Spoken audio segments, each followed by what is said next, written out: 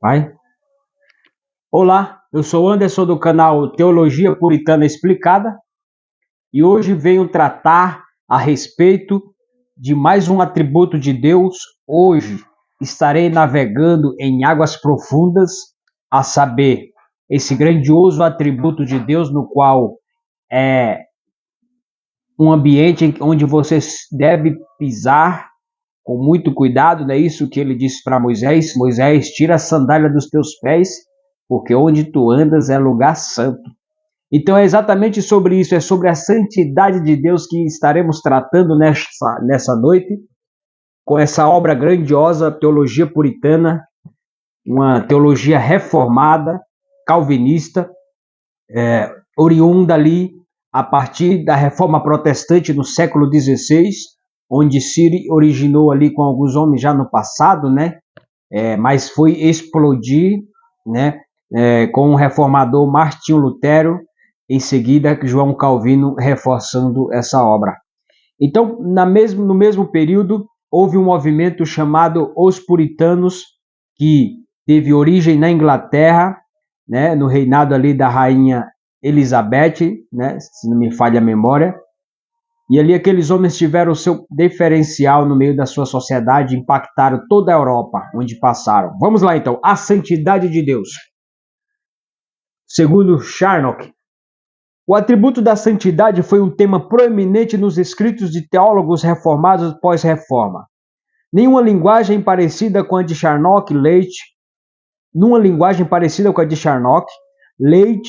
que é outro puritano, fala de santidade como a beleza de todos os atributos de Deus, sem a qual sua sabedoria não passaria de astúcia, sua justiça de crueldade. Ô, Vitória!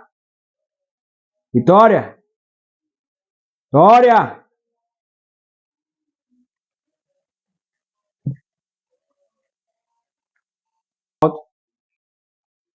Oi? Então vamos lá. Leite fala da santidade como a beleza de todos os atributos de Deus. Daí já se entende, né? A beleza, aquela parte mais chamativa, aquela que mais dá a harmonia de todos os demais. Sem a qual a sabedoria não passaria de astúcia, a sua justiça de crueldade, sua soberania de tirania, sua misericórdia de piedade sem vínculo ou nexo. Longe de ser um monstro infinito, Deus possui uma liberdade perfeita e não contaminada por nenhum mal.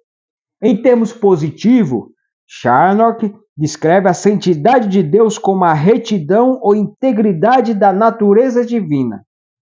A retidão ou integridade da natureza divina. Essas palavras já têm significado claro, né? Reto, retidão, integridade.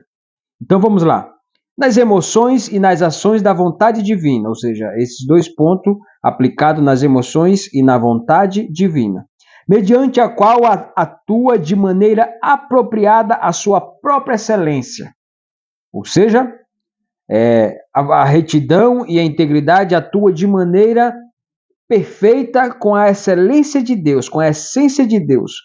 Em termos mais simples, Deus ama o bem e odeia o mal. Imutavelmente, ou seja, não tem como ele agir diferente, amando o mal e odiando o bem, por causa da sua santidade, por causa da sua retidão e integridade, que podem ser aplicado como definições segundo Charnock. Retidão e integridade é como se fossem algumas definições ou sinônimos da santidade de Deus, segundo o puritano Charnock. Entre os teólogos reformados, não havia dúvida alguma de que a santidade era um atributo divino essencial. Ao passar de um atributo para outro, Charnock está o tempo todo trançando-os, a fim de pintar um quadro mais completo de Deus em sua essência. Ou seja, ele está sempre buscando nexo entre um atributo e outro, para que haja uma perfeição ali, como ele fala, pintar um quadro mais completo em sua essência, em seu atributo. E quando o assunto é santidade, Charnock defende que é um atributo tão necessário ao ser de Deus, como também o são, por exemplo, a onisciência e a imutabilidade. Ou seja, a santidade de Deus, ela está no mesmo peso, falando sobre balança, né? Em que está a onisciência, ou seja, no qual Deus precisa saber de tudo, porque Ele é Deus, e também Ele é imutável, Ele não pode apresentar nenhuma variação em seus atributos, porque Ele precisa ser Deus e sempre será Deus, eterno, poderoso e santo.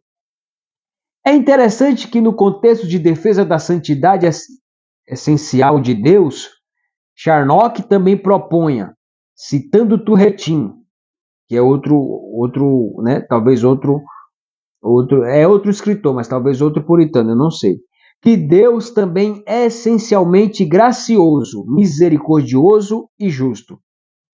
Embora nenhuma de suas criaturas tivesse sido feita para nela ele manifestar sua graça, misericórdia, justiça ou santidade. Vamos entender isso. Vamos lá. Deus também é essencialmente gracioso, misericórdia e justo. Essas três coisas: graça, misericórdia e justiça. Embora nenhuma de suas criaturas, ou seja, nenhum daquele ser que Deus criou, tivesse sido feita para nela se manifestar a graça de Deus, a misericórdia de Deus e que mais? A outra que ele fala? Deixa eu achar aqui. E a sua santidade. Então, ou seja, são atributos que é próprio de Deus. E que, na verdade, como ele fala, as criaturas de Deus não foi feita com esse fim, com essa finalidade. Por que se manifesta misericórdia sobre os homens hoje? Graça sobre os homens hoje, né?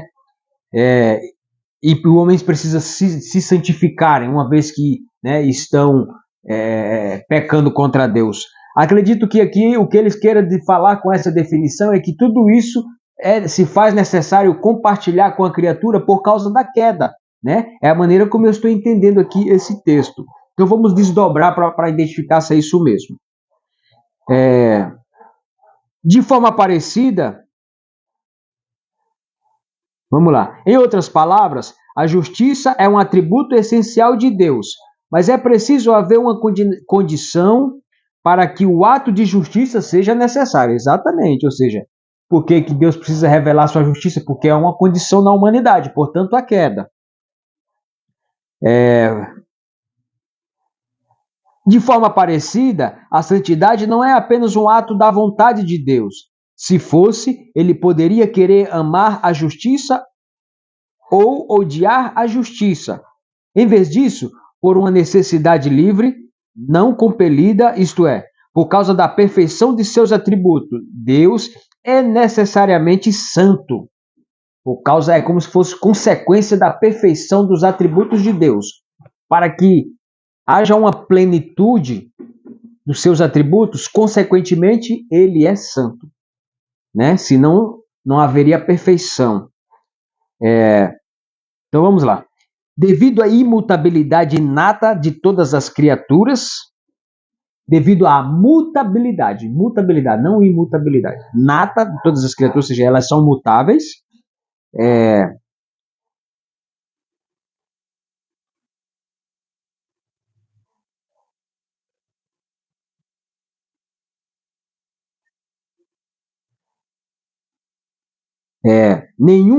nenhuma pode ser santa em sua essência, sim.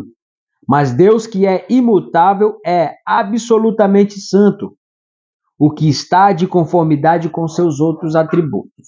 Isso está claro, né? Bem definido. Quando se trata do pecado, a queda que eu citei anteriormente, Deus precisa necessariamente abominá-lo. Charnock observa que uma vez que Deus ama a si mesmo, então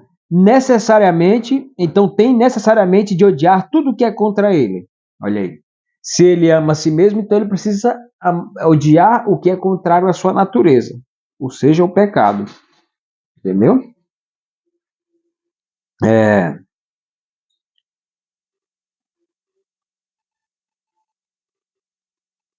E dessa maneira, seu ódio ao pecado é um ódio intenso.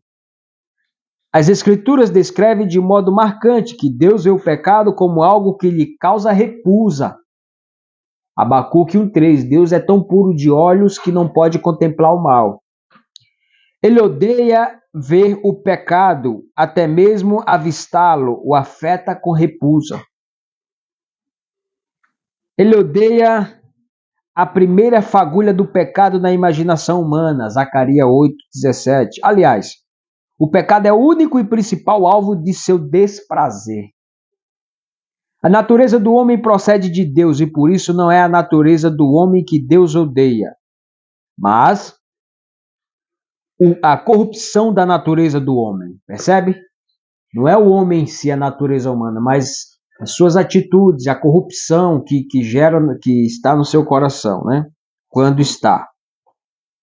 Se Deus aprovar o pecado, antes teria de negar a si mesmo, ou seja, ele não deveria amar. Então ele deixaria de ser Deus, né? Verdade. O que é totalmente impossível. Deus, portanto, odiará para sempre o pecado e manifestará para sempre seu desprazer com o pecado, o que entre os teólogos reformados fornece a base para a doutrina do castigo eterno. É a base para a doutrina do castigo eterno que há